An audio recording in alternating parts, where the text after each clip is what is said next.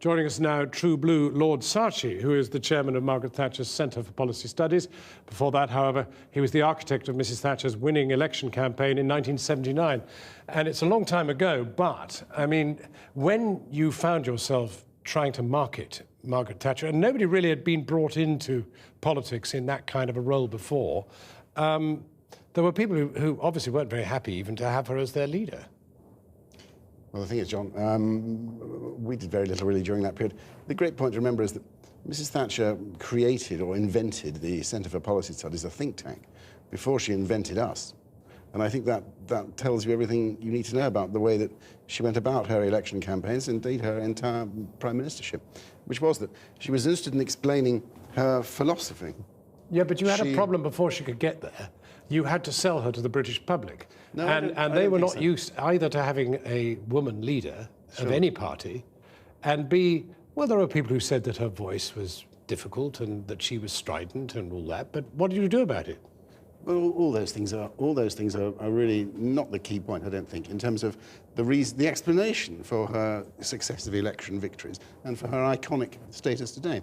I think that depends on the fact that she was interested in convincing people about her view of life and in causing people to accept her version of how life and politics should be conducted. Yeah, but I haven't got you in here to talk about her policies, which I think, you know, obviously people are going to go on for a long time. To that. I've brought you in because you played a role which hadn't been seen in British politics before. And in this case, it was quite a difficult role.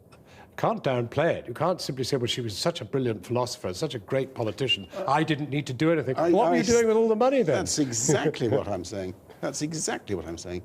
That's the great point to remember, which is that it was her philosophy which won all these elections. It was her philosophy which has won the acclaim of the world. But you're not going to sit there and say to me, I actually didn't have to do anything at all. I used to charge the Tory party an awful lot of money, but I didn't do anything at all. I'm saying exactly that we had to do very little. On a good day... This is a great headline. Lord Saatchi admits, I didn't earn a penny, but I got paid a lot. On a good day, we would be a footnote in her history. But that's all. Our role has been hugely exaggerated.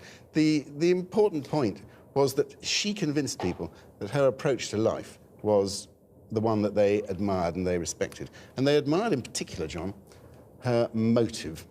Now, today you see there's lots of coverage about was Margaret Thatcher a hero or villain, and people who think she was a villain have emerged today. Had parties even. Had parties. Incredible. What did you make of that? I make of it this, that how are we to judge then this woman? There are some people who have parties and there are other people who are distressed and think she was a great heroine. How are we to determine which of those two is correct?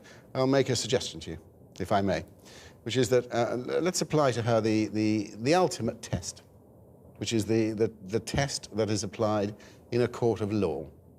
And in a court of law, the law directs the jury. Here is the highest form of test we have. Directs the jury to concentrate on motive and intent. And I don't think motive is in any doubt. She definitely thought that this was service and all the rest of that, I accept. But I still want to know what role you played, because you can't just sort of say, I didn't do a thing, because I was old enough to be there and be reporting, and I saw your dark deeds behind the scenes. You structured the campaign. You sorted out what she should look like. You sorted out how the photo ops should work. I don't think any of this is really important.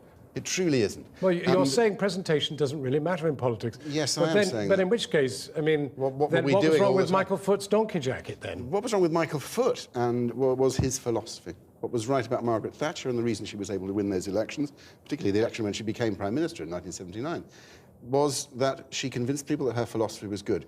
Let me come back to the point about motive. If it's true that the jury of public opinion operates in exactly the same way as the jury in a court of law, which is to examine what is the motive of this person. No, I accept that. They would find out that her motive was, or they would work out quickly, that her motive was very simple. Britain can be great again.